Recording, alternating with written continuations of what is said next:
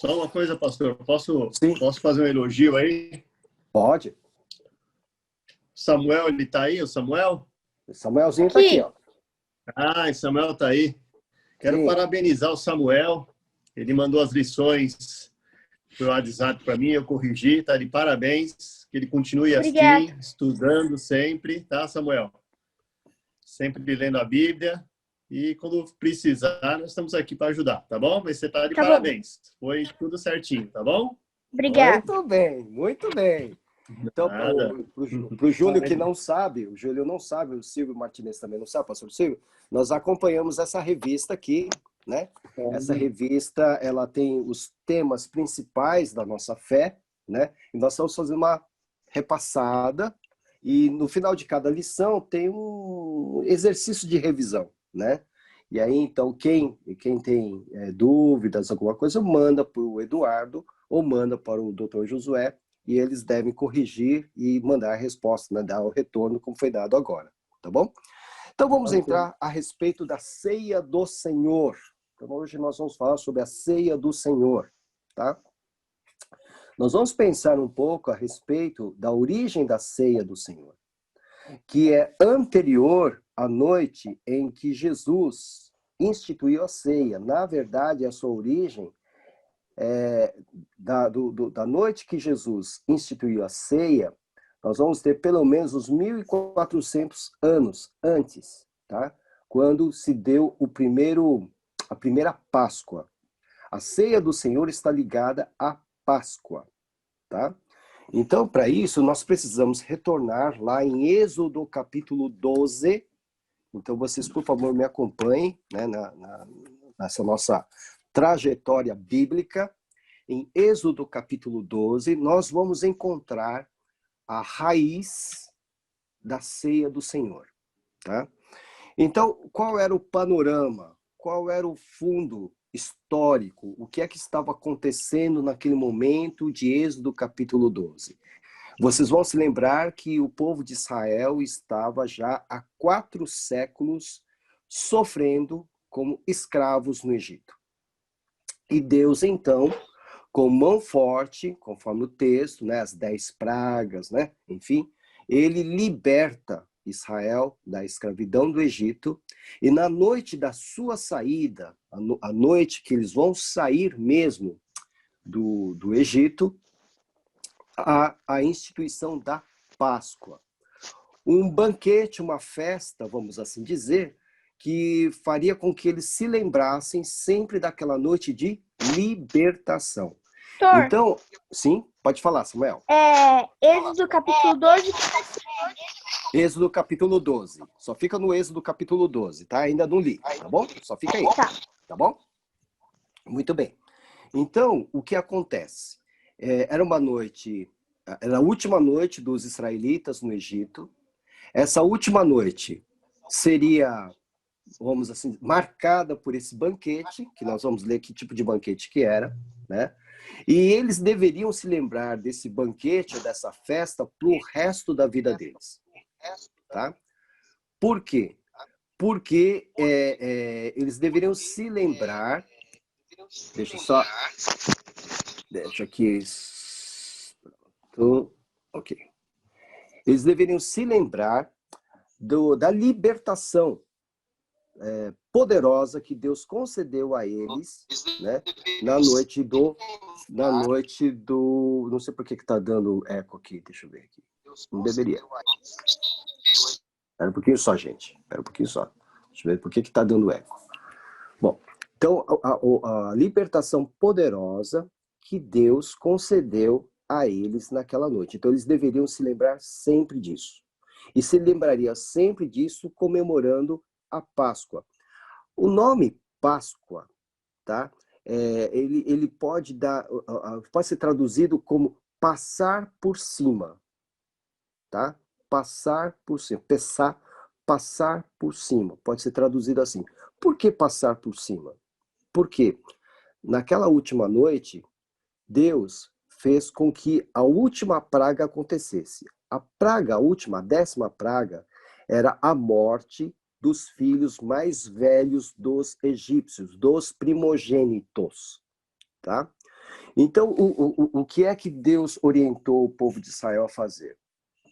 Prestem atenção que cada detalhe disso vai ter ligação com a ceia do Senhor depois, tá? Então, o que é que Deus mandou fazer? Que eles sacrificassem um cabrito, tá? Um cordeiro, um cabrito, e o sangue desse cordeiro, desse cabrito, deveria ser pintado nas portas e nas janelas das casas dos israelitas, tá? Do lado de fora, né? Por quê? Porque em determinada hora da noite, o anjo do Senhor sairia e passaria por todo o Egito. E ele passaria por cima das casas que tivessem a marca do sangue. Passar por cima, ou seja, as casas que não tivessem essa marca de sangue, ele então visitaria, e aí os primogênitos que morassem nessa casa seriam mortos. Mas as casas que tivessem a marca do sangue, ele passa por cima e não vai atacar. Tá? Daí o nome Páscoa, conforme nós estamos colocando para vocês, tá bom? Bom, então essa noite, né, da instituição da Páscoa... Oi? Pode falar, Samuel. Eu achei que Páscoa tinha alguma coisa a ver com a paz. Bom, tem também, mas o nome Páscoa significa passar por cima no sentido de libertação. Vai dar paz porque eles vão estar libertos da escravidão, tá? Mas não tem nada a ver com a palavra, tá bom? Páscoa é uma palavra hebraica, entendeu? Então não teve tradução para a palavra, entendeu? Então a gente simplesmente colocou como Páscoa, tá? Mas vai dar paz sim depois, né, da libertação, tá bom? Então vamos lá. Então, Êxodo capítulo 12. Êxodo capítulo 12. Me acompanhem, por favor. O Senhor disse a Moisés e Arão no Egito: este deverá ser o primeiro mês do ano para vocês. Ou seja, a Páscoa, quando ele começa a instituir a Páscoa, nesse período, o judeu, então, agora tem que considerar esse mês da Páscoa como o primeiro mês do ano deles. Tá? Então, o calendário religioso deles começa mais ou menos o que corresponde a nós, março, abril. Quando a gente celebra a Páscoa aqui, né, no nosso país, por exemplo, geralmente caiu em março ou em abril, geralmente aí, né? Para o judeu, né, esse mês, seja março ou abril, porque depende do calendário, ele corresponde ao primeiro mês do ano religioso deles. Tá? Por isso que se diz, tem que ser o primeiro mês do ano para vocês. É como se fosse janeiro para eles. Tá? Aí ele diz, digam a toda a comunidade de Israel que no 10º dia deste mês, então, no 10º dia desse primeiro mês, todo homem deverá separar um cordeiro ou um cabrito para a sua família, um para cada casa. Se uma família for pequena demais para um animal inteiro, deve dividi-lo com seu vizinho mais próximo, conforme o número de pessoas e conforme o que cada um puder comer. O animal escolhido será macho de 1 ano, sem defeito, né? E pode ser cordeiro ou cabrito. Guardem-no até o 14º dia do mês, então dia 14, quando toda a comunidade de Israel irá sacrificá-lo ao pôr do sol. Passe então um pouco do sangue nas laterais, nas vigas superiores das portas das casas, nas quais vocês comerão o animal. Então, não somente ele é sacrificado, como ele também vai ser consumido, tá? Naquela mesma noite, comerão a carne assada no fogo, com ervas amargas e pão sem fermento. Na mesma noite, comerão a carne assada no fogo. Então, já tiraram o sangue, já pintaram com sangue as portas, janelas, e vão comer com ervas amargas e pão sem fermento. Então, o que é? Aquele pão bem enxuto, né? Vamos assim dizer, né? Então, que não é cheio, viu, Samuel? É bem murcho, né? Então, ervas amargas, né, são tipo de alguma hortaliça, algum tipo de alface, viu, Samuel? Não sei dizer o nome, mas algum tipo de erva que tinha um sabor amargo para eles se lembrarem, né, dos tempos de escravidão, tá? Então, quando comessem as ervas amargas, se lembrariam da amargura da escravidão, tá? E o pão sem fermento daria a ideia da pressa, né? Não dava tempo de assar um pão com fermento bonitinho, tinha que sair correndo, porque essa era a ordem, né? Terminada esse banquete, eles já teriam que sair do Egito. Então não daria tempo para muita coisa, tá? Pois bem, não comam a carne crua, nem cozida em água, mas assada no fogo. Cabeça, pernas e vísceras, tudo, tá? Então tinha que assar tudo. Esse é o sentido de holocausto, tá? Holocausto significa consumir tudo, tá? Tudo. Não deixa sobrar nada até pela manhã. Caso isso aconteça, queimem o que restar. Não pode sobrar. Ao comerem, aqui que está, estejam prontos para sair. Cinto no lugar, sandálias nos pés e cajado na mão. O que isso significa? Que eles sairiam para fora. Sairiam para o deserto. Era o único lugar que eles teriam que sair. Comam apressadamente. Por isso o pão sem fermento. Comam apressadamente. Esta é a Páscoa do Senhor. Então, a Páscoa, né, diz respeito ao quê? A libertação. A libertação de Israel da escravidão do Egito. Tá? A Páscoa foi instituída como uma espécie de uma festa para ser lembrada perpetuamente, para sempre, para que o povo de Israel sempre se lembrassem que um dia foram libertos da escravidão do Egito, com a mão poderosa de Deus. Tá? Então, essa é a história, exatamente esta história. Tá? Então, ele vai colocar aqui, no versículo de número 12 do capítulo 12. Naquela mesma noite, passarei pelo Egito, então passar por cima, passarei pelo Egito e matarei todos os primogênitos, tanto dos homens como dos animais, dos egípcios, tá? E executarei juízo sobre todos os deuses do Egito. Não dá tempo da gente fazer um estudo sobre as 10 pragas, né? Mas se vocês estudarem depois com calma as 10 pragas do Egito, vocês vão perceber que cada praga atingiu um deus do Egito. Tá? Atingiu especificamente um deus do Egito. A praga dos primogênitos vai atingir o próprio faraó, que era para o egípcio, para o povo egípcio, um deus na terra. O faraó, ele mesmo, para eles, para os egípcios, era um deus. Se atingindo o primogênito do faraó, atingia a própria pessoa do faraó como Deus, entendeu? Então, Deus fez com que, de uma forma bem sistemática, cada um dos deuses fossem derrubados. Aí você vai perguntar, mas tinha Deus mosca no Egito? Tinha. Deus Rã? Tinha. O rio Nilo era uma divindade para o Egito. Né? Então, cada um deles foi atingido pelas pragas, mostrando que só há um único Deus. Né? E o último, então, foi o faraó, quando se mata, quando o seu filho, o primogênito, é morto pelo anjo. Né? Bom, e aí continua. Executarei sobre todos os deuses do Egito. Aí ele declara, eu sou o Senhor, diz o Senhor. Né? O sangue será um sinal para indicar as casas em que vocês estiverem. Quando eu vir o sangue, passarei adiante. A praga de destruição não os atingirá quando eu ferir o Egito. E é interessante que, se vocês lerem atrás a história, nenhuma das pragas que se abateu sobre o Egito atingiu os israelitas. Nenhuma delas. Eles estavam no Egito também, né? Mas nenhuma das pragas, os gafanhotos, nada atingiu os israelitas, tá? Somente atingiu os egípcios, tá? Versículo 14. Este dia será um memorial que vocês e todos os seus descendentes celebrarão como festa ao Senhor. Memorial. É para se lembrar, tá? Aí lá na frente, quando Jesus instituir a ceia do Senhor, vocês vão se lembrar que ele vai falar também de memória, para que se lembrem de mim, tá? Mas lá na frente. Ainda continua aqui. Celebrem-no como decreto perpétuo, ou seja, para sempre.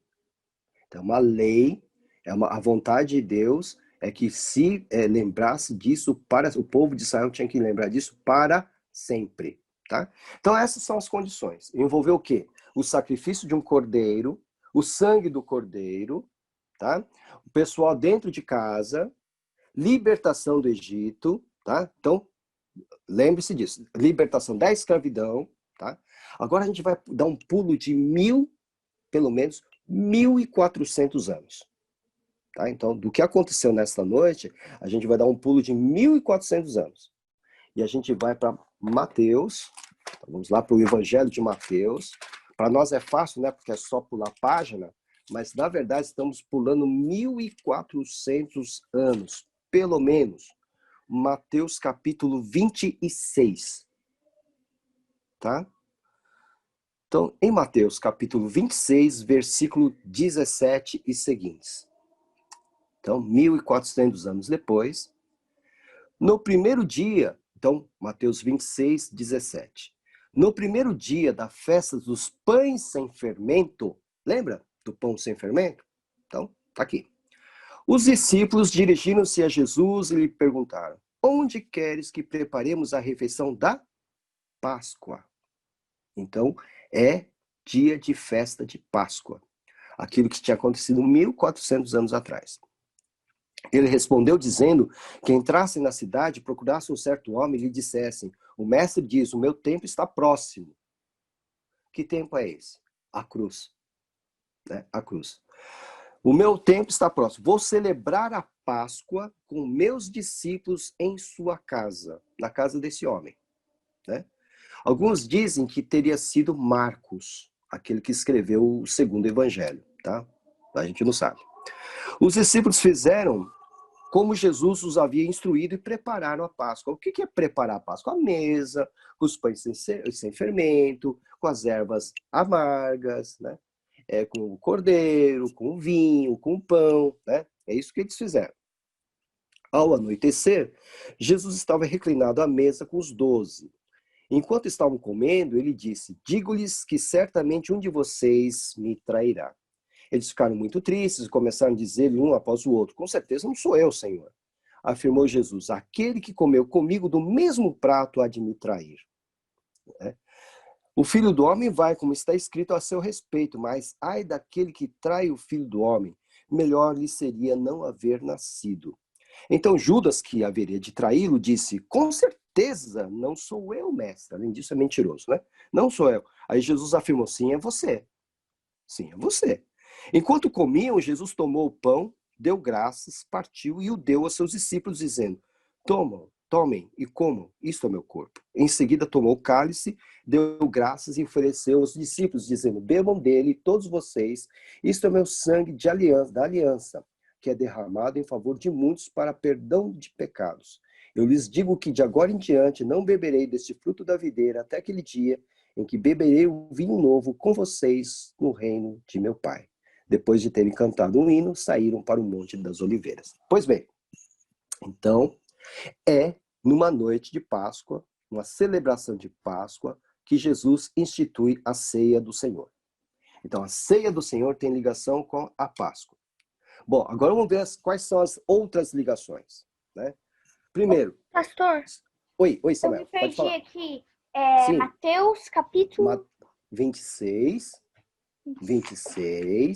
a partir do versículo 17. Obrigado. Tá? 26, 17. Tá bom? Então vamos ver os pontos de contato. Quais são os pontos de contato? Então, primeiro, a questão de ser a festa da Páscoa e instituição da ceia. Segundo, o cordeiro. O cordeiro que precisava ser sacrificado. Onde estava o cordeiro? Estava na própria mesa com os 12. Era o próprio Jesus. Tá? Então, Jesus é o cordeiro, tá? Que vai ser sacrificado para que haja libertação. Agora, não é mais Israel que está saindo do Egito, mas somos todos nós, eu, você e todos nós, né? Que saímos da escravidão do pecado, do mal, do diabo, saímos dessa escravidão para sermos libertos pelo sacrifício do Cordeiro. Então, estamos saindo de um estado de escravidão para a verdadeira liberdade. Assim como Israel saiu da escravidão do Egito e foi para o deserto na direção da terra prometida, assim também, através do sacrifício de Cristo, saímos da escravidão do pecado, do velho mundo, ainda estamos peregrinando por esse deserto deste mundo, mas na direção da nossa terra prometida, que é Jerusalém Celestial. Tá? Olha as ligações, percebam as ligações. Tá? Outra coisa importante aqui, o que Jesus fala a respeito do sangue dele, né? Versículo de número 27. Em seguida, tomou o cálice, deu graças e ofereceu aos discípulos, dizendo: bebam dele todos vocês. Isto é o meu sangue da aliança, que é derramado em favor de muitos para perdão de pecados. Então, agora, o sangue que, em Êxodo capítulo 12, o sangue salvou o povo de Israel, né, salvou os primogênitos de Israel, o sangue que foi pintado nas portas, da morte. Ok? Agora, este sangue que está sendo apresentado aqui, salva qualquer um da condenação eterna.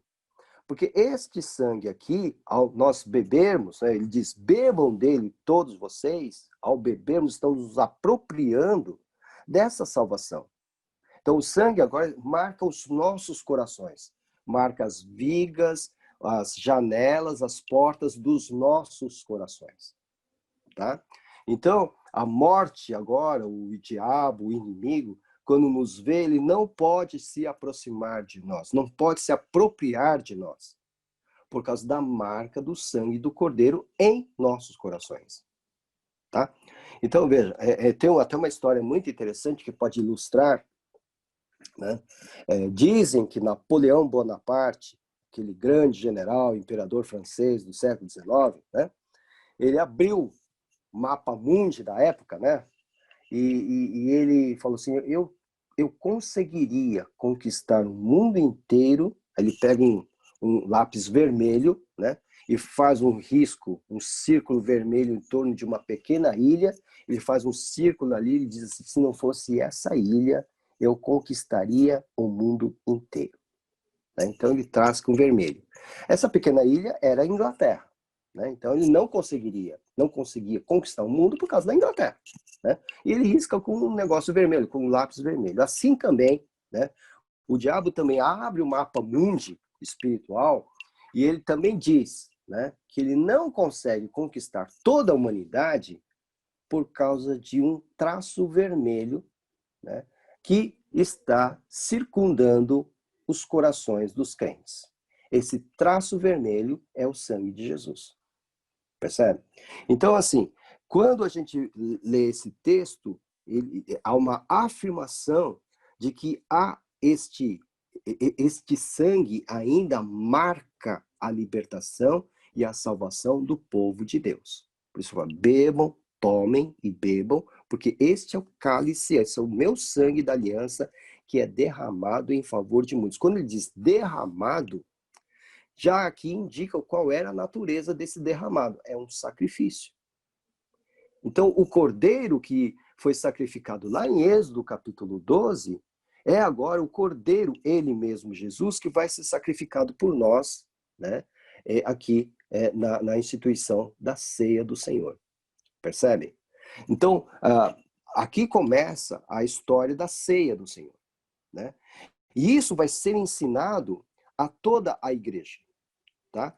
Quando a gente chega em Paulo, alguns anos mais tarde, né? Paulo já convertido, direitinho, ele vai ensinar aos coríntios como devem participar da ceia do Senhor. Né? Então, em 1 Coríntios capítulo 11, então vamos lá, 1 Coríntios capítulo 11, tá? Aqui Paulo, então, vai dar instruções, tá, aos coríntios para que possam celebrar a ceia corretamente. Os coríntios estão fazendo uma baderna com a ceia. Eles misturaram eles estão fazendo uma baderna, né? Como eu já falei, graças a Deus, eu não tenho que pastorear uma igreja como a de Corinto. Graças a Deus, né? Porque era uma igreja terrível, terrível. Então, aqui, no versículo de capítulo 11, 1 Coríntios capítulo 11, versículo 17. Veja como ele começa aqui. Entretanto, nisto que lhes vou dizer, não os elogio, pois as reuniões de vocês fazem mais mal do que bem. Reuniões da igreja. Como é que uma reunião numa igreja pode fazer mais mal do que bem? Já dá para ter uma ideia do que estava acontecendo em Corinto? Por isso que Paulo fala, não posso elogiar vocês. Não posso. Porque vocês misturaram tudo, misturaram os conceitos, tudo. Vocês estão celebrando a ceia da seguinte maneira. Olha como eles estavam celebrando a ceia. Chegavam os mais ricos mais cedo, faziam aquele banquete enorme. Não tinha aqueles elementos básicos. Vamos pensar, frango assado, peru, tem um monte de coisa. Tá? Vamos imaginar. Fazia aquele banquetaço. E organizavam essa ceia de uma maneira que os pobres vinham depois. Né? E quando os pobres vinham depois, o que eles tinham? Não tinha nada. Absolutamente nada. Né? A loucura. Né? Aí Paulo falou, vocês são loucos. Vocês não sabem o que vocês estão fazendo. Por isso ele tem que dar essa orientação. Né? Por isso que nós, graças a Deus, né, apesar dos problemas deles, nós pudemos, então, hoje, ter as orientações do próprio apóstolo Paulo de como é que nós temos que celebrar a ceia. Né? Aí ele continua aqui, olha. Em primeiro lugar, ouço que quando vocês se reúnem como igreja, 1 Coríntios 11, 18 agora. Em primeiro lugar, ouço que quando vocês se reúnem como igreja, há divisões entre vocês. E até certo ponto eu creio. Pois é necessário que haja divergência entre vocês para que sejam conhecidos quais dentre vocês são aprovados. Às vezes é necessário que haja divisão na igreja para a gente ver quem é quem. É isso que Paulo está dizendo. Entendeu? Quem é quem? Quem é verdadeiro, né? Versículo 20. Quando você se reúne, não é para comer a ceia do Senhor. Porque cada um come sua própria ceia sem esperar pelos outros. Coisa feia, né? Coisa absurda isso aqui, né? Assim, enquanto um fica com fome, o outro se embriaga. O outro fica bêbado, né? Porque o vinho, na época, obviamente, era com teor alcoólico, tá? Por que é que eu sei que era com teor alcoólico? Porque ninguém fica feliz com suco de uva. Nunca vi ninguém ficar alegre com suco de uva, né? Para mim, aliás, suco de uva me dá dor de barriga, né? Se eu beber muito, né?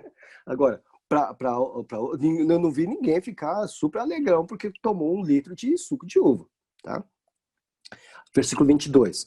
Será que vocês não têm casa onde comer e beber? Ou desprezam a igreja de Deus e humilham os que nada têm? Que lhes direi? Eu os elogiarei por isso? Certamente que não. Claro que não. Aí ele começa a instrução dele. Versículo 23. Pois recebi do Senhor o que também lhes entreguei. Eu já tinha entregado isso, já tinha ensinado isso para vocês. Eu já tinha ensinado isso para vocês. E aí nós temos o prazer de receber a instrução dele. Né? Que o Senhor Jesus, na noite em que foi traído por quem? Por Judas Iscariotes, tomou o pão e, tendo dado graças, partiu e disse: isto é o meu corpo que é dado em favor de vocês. Façam isto em memória de mim. Lembram? Lá em Êxodo capítulo 12, será um memorial perpétuo. Agora, o memorial tem uma outra característica. Agora envolve Jesus. Façam isto em memória de quem? De mim. Ou seja, sempre que estivermos reunidos e estivermos compartilhando o pão, nós vamos nos lembrar de quem? De Jesus. Do que ele fez por nós. Tá? Aí ele diz, e isso é importante porque era para mostrar para os coríntios que não era uma festinha, né, um banquete e tal. Não, nós estamos celebrando um funeral. Na verdade, estamos celebrando, é uma festa, sim, há uma alegria, sim, porque há a libertação. Mas, ao mesmo tempo, lembrar que estamos celebrando um sacrifício, um funeral. Tá? Isso é meu corpo que é dado em favor de vocês. Façam isso em memória de mim. Da mesma forma, depois da ceia, depois de ter tomado o pão, ele tomou o cálice e disse, este cálice que continha o vinho, né, é a nova aliança no meu sangue. Façam isto sempre que o beberem em memória de mim. Sempre em memória dele. Veja, memória, voltando lá em Êxodo capítulo 12, memorial. Porque sempre que comerem deste pão e beberem deste cálice, vocês anunciam a morte do Senhor até que ele venha. Então, anunciar a morte do Senhor é dizer o seguinte, olha, este pão representa o corpo de Jesus. Este cálice com vinho representa o sangue de Jesus. Quando nós estamos tomando e comendo, estamos dizendo que ele morreu em nosso lugar. Tá? Ele se deu em nosso lugar. Okay? Nós estamos comemorando a morte dele, porque com a morte dele nós pudemos alcançar vida. Assim como o cordeiro que foi morto, lá em Êxodo capítulo 12, ele foi morto para que o povo de Israel pudesse ter libertação, aqui o cordeiro de Deus que tira o pecado do mundo foi morto para que nós pudéssemos ter vida. E por que, veja, por que a questão do memorial? Né? É interessante isso, porque como Deus conhece o ser humano que ele criou. Nós temos uma memória muito curta, lembranças muito curtas, né? Eu lembro sempre de uma reportagem que teve na TV uns anos atrás, lá no bairro de Higienópolis, em São Paulo, na época da Páscoa, uma repórter pegou um menino lá no bairro de Higienópolis, um menino judeu que estava usando até o kippá, né? O kippá é isso aqui, ó. Estava usando até o kippá, estava no meio da rua usando o kippá. Aí pegou o menino ali e falou, escuta, por que vocês celebram a Páscoa? Sabe o que o menino disse? Porque Deus libertou o nosso povo da escravidão do Egito. Ele estava contando uma história que ele não viu, mas que tinha se passado mais de 3.000 anos. E ele contava a mesma história. Percebe? Então, nós também temos uma tradição, né? A morte, o sacrifício de Cristo Jesus ocorreu há 2.000 anos atrás. Tá? Então, toda vez que nós estamos celebrando a Páscoa, celebrando a ceia do Senhor, nós estamos anunciando que ele morreu por nós. Para manter vivo o sacrifício de Cristo por nós. Tá? Até que ele venha. É interessante isso. Vocês anunciam a morte do Senhor até que ele venha. Então, ele morreu e ressuscitou, porque ninguém pode voltar se não estiver vivo. Né? Então, Jesus está vivo. Então, nós vamos celebrar a ceia do Senhor até a volta dele. Esse é o prazo. Entendeu? Então, até a volta dele, então já são 2.000 anos de história da igreja, são 2.000 anos celebrando a ceia do Senhor, até que ele volte. Se ele voltar no ano 4.000 da nossa era, né, serão 4.000 anos celebrando a ceia do Senhor. Se ele voltar no ano de 2021, ano que vem, terão sido 2021 anos celebrando a ceia do Senhor. Tem que ser até a volta dele. Sempre. Então nós temos duas ordenanças que você se lembra, né? A primeira ordenança é o batismo. Acontece uma única vez. Tá? Ponto. Aconteceu uma única vez.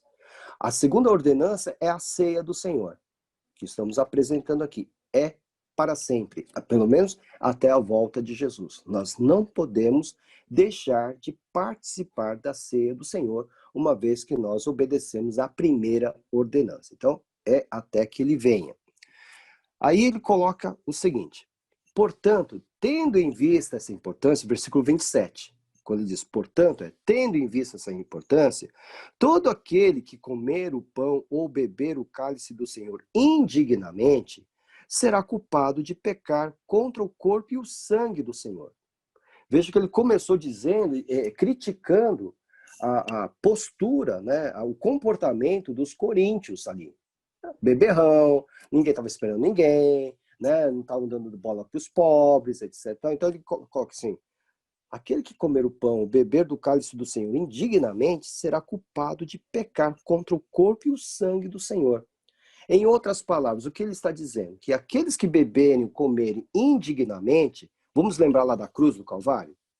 Vamos lembrar da cruz? A cruz tem as 3 cruzes, a cruz no meio, Jesus está ali pendurado, tem as mulheres que estão ali chorando e tal, e tem os soldados e os judeus que estão ali zombando, etc, etc. Aquele que beber ou comer indignamente vai fazer parte dos soldados, dos judeus que crucificaram Jesus. É isso que Paulo está falando. Entendeu? Vocês serão culpados de pecar contra o corpo e o sangue de Jesus. Vocês vão fazer parte agora daqueles que crucificaram. Isso aqui é terrível, isso aqui é grave. Né? Então, ele está falando, se vocês não atinarem, não colocarem na cabeça, né, que a importância de participar da ceia, a ceia é um memorial, é para lembrar o sacrifício de Cristo por nós. Tá? E o que isso significou e significa para nós. Se vocês estão participando de qualquer jeito, vocês vão fazer parte espiritualmente daqueles que o crucificaram. Essa condenação. Tá? Aí ele continua. Pois, aí ele diz, examine-se cada um a si mesmo, e então coma do pão e beba do cálice. Então, o exame, né, eu tenho que olhar para mim, né, dentro do meu coração, da minha cabeça, né, e pensar, estou participando dignamente ou não? Essa participação digna não é ser perfeito, porque ninguém é perfeito. Tá, gente? Ninguém é perfeito. Tá? Eu posso chegar à mesa do Senhor com muitas dificuldades espirituais, morais, tal, mas antes de participar da ceia, eu tenho que me acertar. Eu indo à ceia do Senhor, eu tenho que participar da ceia do Senhor. Agora, mas eu estou indigno. Então, naquele instante, antes de comer do pão, antes de beber do cálice, peça perdão. Entenderam? 1 João 1,9. Se confessarmos os nossos pecados, ele é fiel e justo para perdoar os nossos pecados e nos perdoar de toda injustiça. Pode falar, Júlio, só que abre o seu som aí para eu ouvir. Abre o seu som, Júlio. Isso. Aí. Pastor, eu vou pegar o carregador que eu estou vendo que a bateria aqui está acabando. Tá bom. Rapidinho. Vai lá. Ok. Então, entenderam? Então, o que ele está dizendo aqui, né, é que nós temos que nos examinar. Né? Estou participando dignamente? Né? Estou entendendo o que é a ceia do Senhor? Né? Mas eu pequei nessa semana, né? Eu estava no trânsito, xinguei o cara que me fechou, tal, não me sinto à vontade. Bom, então, na ceia, antes de comer o pão, antes de participar do cálice, confesse, peça perdão, e aí então participe da mesa do Senhor. Entendeu? Então ele está dizendo exatamente isso. Examine-se e então coma. Ele não está dizendo examine-se, vai para casa, vai pensar, né? E na próxima ceia você volta. Não. Examine-se cada um a si mesmo e então coma do pão e beba do cálice. Agora, outra coisa importante. Examine-se cada um a si mesmo. Eu não estou lá para examinar quem está do meu lado direito, esquerdo, atrás, na frente. Eu tenho que me examinar, é um autoexame. Né? Porque tem gente que gosta de examinar os outros. Né? Fulano. Beltrano, quanto está vestido. Ele está falando, né? Gosta de examinar os outros. Né? Não, o exame é de si mesmo. Então, antes de participar, olhar para dentro do seu coração e ver se realmente entende o que é participar da ceia do Senhor. Né? A ceia do Senhor tem ligação portanto, com o Êxodo. Né? Com o Êxodo capítulo 12. Êxodo capítulo 12 diz respeito à libertação da escravidão. Aqui, libertação da condenação dos nossos pecados. Então, sempre tem um vínculo com libertação. Tá? Salvação lá... Sim, pode falar. Uma dúvida. A Santa Ceia é para batizados e não batizados? Tá. A ceia do Senhor é sempre para quem já cumpriu a primeira ordenança. Qual foi a primeira ordenança? Batismo. Tá? Mas e se alguém que não foi batizado for à ceia e participar? Ele vai participar, não tem problema. Mas qual é a eficácia disso? Qual vai ser o sentido disso? Se ele não obedeceu à primeira ordenança, não tem sentido de ele estar abraçando a segunda ordenança. Entendeu? Porque a segunda ordenança é uma lembrança, é um memorial. Tá? Você se lembra que o batismo é uma declaração, é uma confissão pública que nós aceitamos o sacrifício de Cristo Jesus. tá? Na ceia é a mesma coisa. Eu continuo confessando que aceitei o sacrifício de Jesus e mais, que ele é quem? É meu Senhor. Lembra que uma das traduções de Senhor, no grego Kyrios, é proprietário. É rei, soberano ou proprietário. Né? Se eu digo que Jesus é o meu proprietário, meu Senhor, e ele me dá uma ordem, se eu não obedeço essa ordem, então eu estou sendo incoerente. E a primeira ordem que ele me dá é do batismo. Então não tem, tem primeira ordem e segunda ordem. Então como é que faz aqui? Eu obedeço uma, mas a outra eu não obedeço? Então fica incoerente. Entendeu? Então, assim, ninguém vai cair duro, né? Comeu pão ali, não foi batizado, comeu pão, cai duro. Não vai acontecer isso. Não vai acontecer isso. Só que não vai ter sentido. Não vai ter proveito. Não vai ter proveito espiritual. Tá? Então, é necessário colocar isso. Aqui, aí é interessante, entrando nesse tema, né, que vocês vão se lembrar que a Igreja Católica, né, ela crê que no momento a ceia para eles, o nome da ceia para eles é Eucaristia, é um dos sacramentos. Né? Então, para eles, deve ocorrer, a Eucaristia deve ocorrer todos os domingos, nas missas, isso tem que ocorrer. E o que acontece na Eucaristia?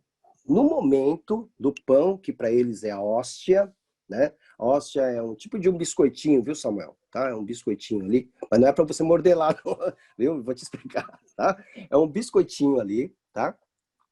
Que é feito de amido de arroz, uma coisa assim, né?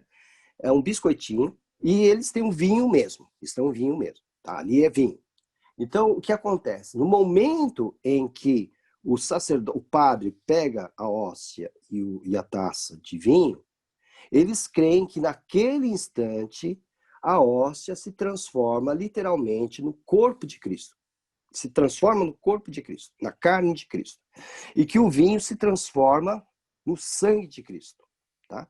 Esse, não precisam decorar nem nada, mas chama de transubstanciação. Transubstanciação. Então, na hora que ele consagra, a hóstia se torna o corpo, a carne de Cristo, o corpo de Cristo, e o vinho se torna o sangue de Cristo. Por isso que eles têm todo o cuidado, né? As pessoas fazem lá uma fila, né, para tomar a hóstia ou participar do pão, no nosso caso. Então, ele manda você abrir a língua, né? Ele coloca lá no fundo, lá na goela, quase você engasgando, para você não morder. Os seus dentes não podem encostar na hóstia. Tá? Por quê? Porque senão você comete o pecado de mastigar a carne de Cristo. Porque a hóstia se transforma na carne de Cristo. Então, eles mandam você abrir a lingona e enfia lá dentro, né? E aí, como a hóstia, tipo de negócio de arroz, vai derreter, entendeu? Você não precisa mastigar nem nada, porque vai derreter lá no fundo, né? Se você não se engasgar, você vai... Né? Eu quase fiz um negócio feio lá, né? Porque eu só me converti aos 20 anos de idade, então por isso que eu sei, né? Agora, do vinho, a gente não participa. Não participa, né? Na ceia do Senhor, cada um tem a sua tacinha ali e tal, bonitinho. Na Igreja Católica, você não participa do vinho. Só o padre participa, né? Por quê? Lembre-se, como o vinho se transformou no sangue de Cristo, tá? Se der, né, para cada um tomar um pouquinho, pode ser que alguém, de repente, sem querer, né, derrube um pouquinho do vinho no chão. Tá? Isso seria um sacrilégio. Por quê? Um pecado. Porque aquela gotinha que caiu no chão não é mais... sacrilégio? É um pecado. Pecado. Tá? É um pecado. É o nome que eles chamam de pecado. Tá? É um pecado. Tá? Então, se cair no chão, né, uma gotinha daquele vinho que se transformou no sangue de Cristo, e alguém pisar nessa gotinha, vai ser um grande pecado. Então, para não ter nenhum tipo de acidente, né, então só o padre fica bêbado. Não, desculpa, só o padre bebe do vinho. Entenderam? Então ele não vai participar, ninguém vai participar do vinho. Ninguém. Só o padre. Por causa dessa chamada transubstanciação. Ou seja, A hóstia se transforma no corpo de Cristo e o vinho no sangue de Cristo. Por isso que aquela mesa que fica na frente da igreja ali chama-se altar. Tá? Altar é um lugar específico para sacrifício. Tá? Como a hóstia e o vinho se transformam no sangue, no corpo de Cristo, então o que eles estão dizendo é que Cristo está sendo sacrificado de novo lá. Entenderam? Então há um novo sacrifício de Cristo ali, por isso que é chamado de altar. Entenderam? Tá? Porque ele está se transformando de novo. Ali de novo o corpo e o sangue de Cristo. Tá? Nós não cremos, nós evangélicos não cremos nessa posição. Mas existe uma intermediária que os luteranos, a igreja luterana segue, que é a consubstanciação. Vocês não precisam decorar isso, mas é consubstanciação. Ou seja, o pão continua sendo pão, mas no meio dele está a presença do corpo de Cristo. É diferente, vamos assim dizer, da Igreja Católica, que diz que ali se transformou mesmo no corpo de Cristo. Tá? Agora, para os luteranos, não. É pão, mas lá no meio, né, lá no meio, tem a presença do corpo de Cristo. O vinho também, né? O vinho continua sendo vinho, mas lá no meio, no momento da consagração, ele tem lá os elementos do sangue de Cristo. Tá? Isso é chamado de consubstanciação. Tá? Então não é igual da Igreja Católica, mas tem a mesma ideia, porque por trás dos elementos do pão e do vinho está a presença ali, vamos assim dizer, mística, misteriosa do corpo e do sangue de Cristo. Tá? Não tem os mesmos cuidados exagerados da Igreja Católica, mas também eles chamam de sacramento. Tá? No nosso caso, nós não chamamos isso de sacramento, mas nós chamamos isso de memorial. Por causa do que aparece que façam isso em memória de mim. Se você volta lá para Êxodo capítulo 12, né? É memorial perpétuo, é sempre para lembrar. Então, quando Jesus disse, este é o meu corpo, é claro que ele não está falando que aquele pão era o corpo dele. Aquele pão estava representando o corpo dele. Não era o corpo dele, né? Isto é meu corpo. Não era o corpo dele. Estava representando. Quando ele pega lá o cálice com vinho, ele fala, esse é o meu sangue da nova aliança. Não, o sangue dele não está dentro daquele cálice. É uma representação, está representando o sangue. Então, na base desse entendimento, nós batistas cremos que a ceia é um memorial. É uma festa para nós nos lembrarmos do sacrifício de Cristo, que deu a cada um de nós a libertação que precisávamos. Tá? E essa festa precisa ser participada dignamente, ou seja, tem que ter certeza que eu sei o que eu estou fazendo. Dignamente, como eu disse, não é ser perfeito. Né? Paulo mesmo está dizendo isso. Examine-se. Dá uma olhada para dentro da sua cabeça, do seu coração, se você está participando dignamente. Se você não estiver participando dignamente, você confessa o seu pecado. Tá? Confessa o seu pecado, pede perdão naquela hora mesmo e participa da ceia. Vamos imaginar que você brigou com alguém em casa. Tá? Teve uma briga exatamente no dia da ceia. Né? Às vezes acontece isso, né? Exatamente no dia da ceia. Né? Aí você chega na ceia lá, né? Aí examine-se cada um assim mesmo. Fala, meu Deus, eu briguei lá com minha mãe, com meu pai, sei lá, com quem. E como é que faço, né? Como é que faço para acertar? Bom, você se acerta na hora com Deus. Senhor, eu peço perdão, Senhor, por ter brigado, discutido, etc, etc, etc. Peço perdão. Você participa da ceia e lá da ceia, você saindo da igreja, você vai para casa e vai se acertar com a pessoa. Entenderam? Então sempre tem que ter essa disposição. Tá? Pode ser que na hora não dê, mas você fala, Senhor, assim que eu sair daqui, eu vou me acertar. Ok? É essa disposição que nós temos que ter. Isso é ter entendimento. Isso é saber discernir o que é participar, entender o que é participar da ceia do Senhor. né?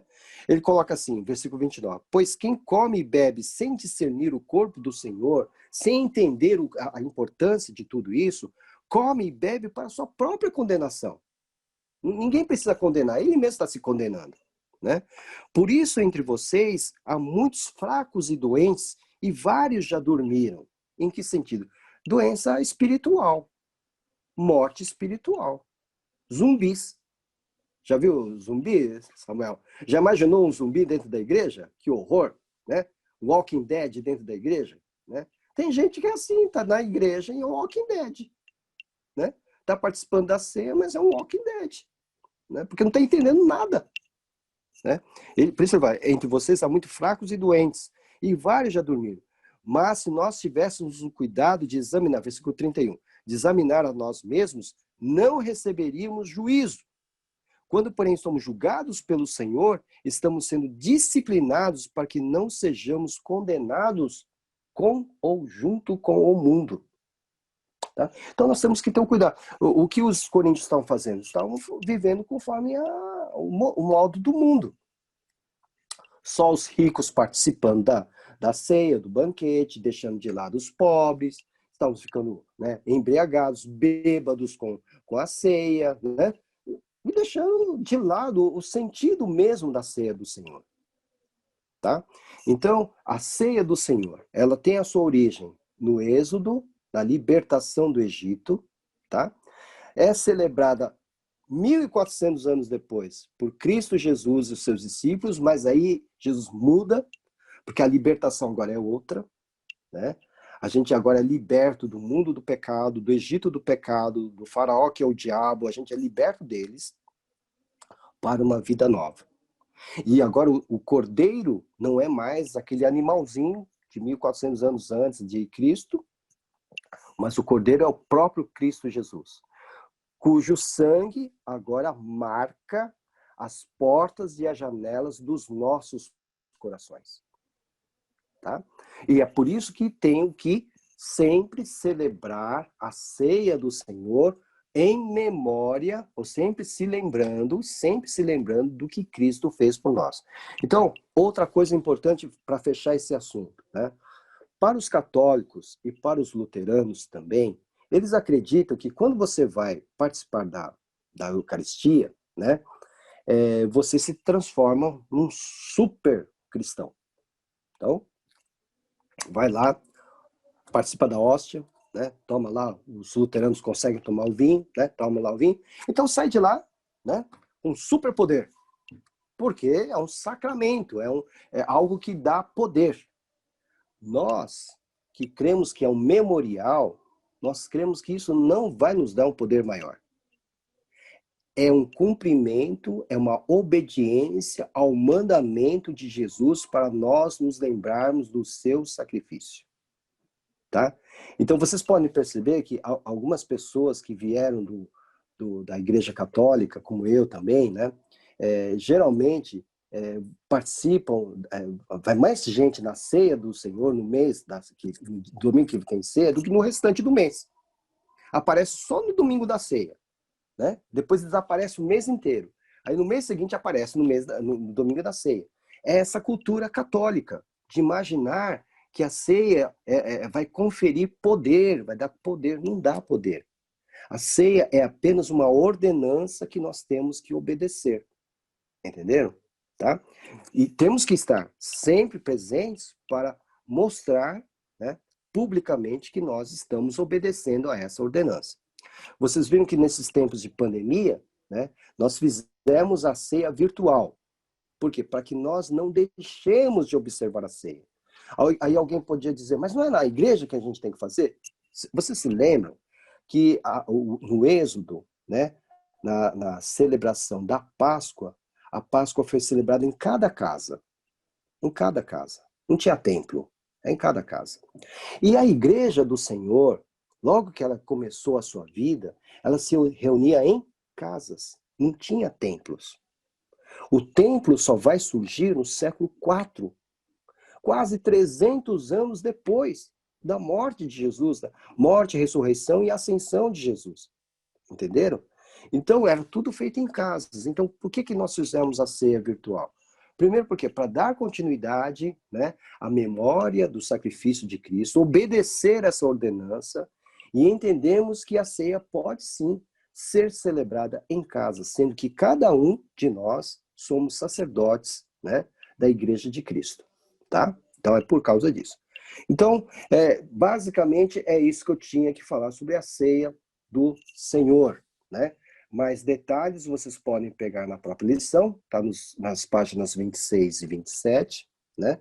Se tiverem alguma dúvida, Eduardo e Josué estarão dispostos aí, né, a falarem com vocês, a tirarem suas dúvidas. E se tiver alguma dúvida agora, também estou à disposição. Aproveitem. 10 de cada vez. Se ninguém falou nada, porque entenderam tudo, porque não entenderam nada. Então tá ótimo, tá bom para mim. De qualquer jeito, tá ótimo. Pastor, eu entendi. Ah, Samuel, obrigado, Samuel. Você me ajudou, obrigado. Tá bom, então. Tá bom, queridos.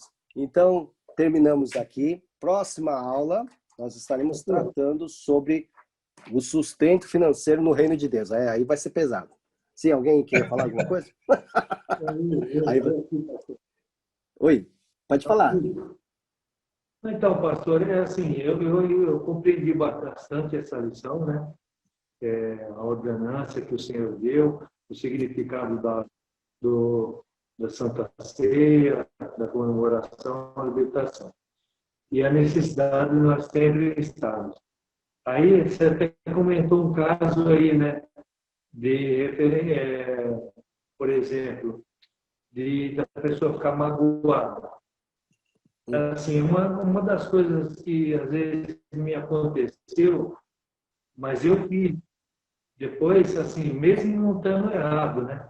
Por exemplo, eu tenho um funcionário, e aí tem alguns que a gente é pesado, e aí a pessoa fala um monte de coisa, às vezes por telefone, me cobra uma coisa que não quer falar mal de outro, e aí eu fico preciso mandar esse rapaz embora que ele está me prejudicando. E aí você fica com aquela, não é um sentimento de raiva, mas você fica com o coração amargurado. E aí já aconteceu isso comigo, e aconteceu também da minha mulher me dar uma bronca no meio do caminho, indo para o culto, sem eu ter culpa de nada, e a gente foi sem se falar. Eu fui daqui da minha casa até o culto, e eu falei, caramba, mas só porque ela atrasou, eu reclamei que eu estou chegando atrasado no culto, levei uma no meio, mas participei. Mas assim, pastor, aí no caso que eu estava certo, como é que faz pedir desculpa de uma coisa que eu não estou errado? Como que, só para me compreender e ter uma...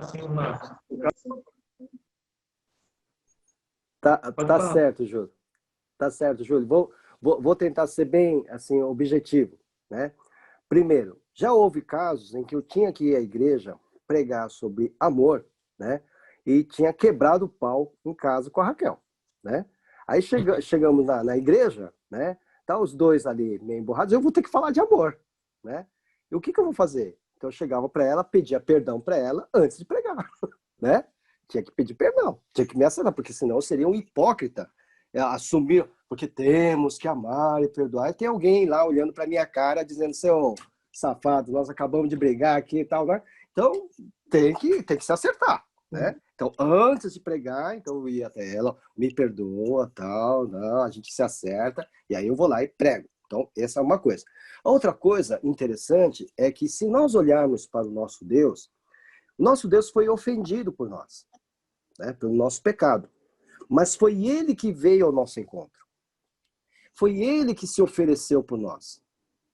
Então, se nós temos que ser imitadores dele, né, e é Paulo que diz isso, né, em 1 Coríntios capítulo 15, que nós temos que ser imitadores, capítulo 11, torne-se meus imitadores como eu sou de Cristo. Então nós temos que fazer a mesma coisa, apesar disso doer bastante pra gente, mas eu não fiz nada de errado. Não, mas você que tem que dar o passo, né? Aquele que crê, aquele que sabe quem é o seu Senhor, quem é o seu proprietário, deve imitar o seu Senhor. né? Então, o Deus ofendido veio na direção do seu ofensor, que somos nós. Ele deu o primeiro passo, porque se ele não desse o primeiro passo, nós jamais iríamos ao encontro dele, tá?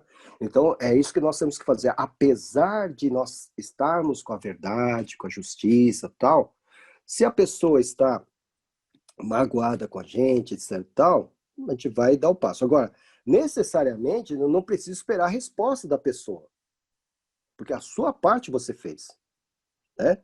Muitas vezes eu tive que pedir perdão sem a necessidade de pedir perdão. Era a pessoa que tinha que pedir perdão, na verdade. Mas eu pedi perdão. Agora, se ela aceitou, se não aceitou, se rejeitou, é problema dela. Eu fiz a minha parte. Eu tenho que fazer a minha parte. A minha consciência tem que estar tranquila. Entendeu? Então, eu tenho que dar o primeiro passo, eu tenho que estar disposto a perdoar. E perdoar não é esquecer, né? Perdoar é olhar para a ofensa, para a humilhação, não mais com seus olhos, mas com os olhos de Deus. Aí você conseguiu perdoar, tá? Porque a gente sempre vai se lembrar, né? Quem é que não lembra de uma ferida, de um chute na canela, de um pisão no pé? Claro, todos nós vamos nos lembrar, né? Agora, nós vamos poder olhar para isso que nos machucou, não mais com os nossos olhos, mas com os olhos de Deus. Quando a gente conseguir olhar com os olhos de Deus, nós perdoamos, tá? É nesse sentido. Então, quando a gente for para a ceia, tenhamos essa disposição, né? Tenhamos essa disposição, né? Então, Zé Carlos, se você brigar com a Gláucia, né? Então, na hora da ceia lá, peça perdão, né? Peça perdão para poder participar da ceia do Senhor, né? Então, já tem a lição aí. Já tem a lição aí. Antes de pegar do pão ali, já pede perdão e já... Já sabia. Já. Tá certo? Okay. Essa dica eu já conhecia, pastor. Ah, já? Já sabia? Essa dica eu já sabia. Então tá bom. Então tá ótimo. Então tá ótimo. Tô com gente boa. Tá bom, gente. Muito bem. Deus abençoe. Bom descanso, bom restante de sábado.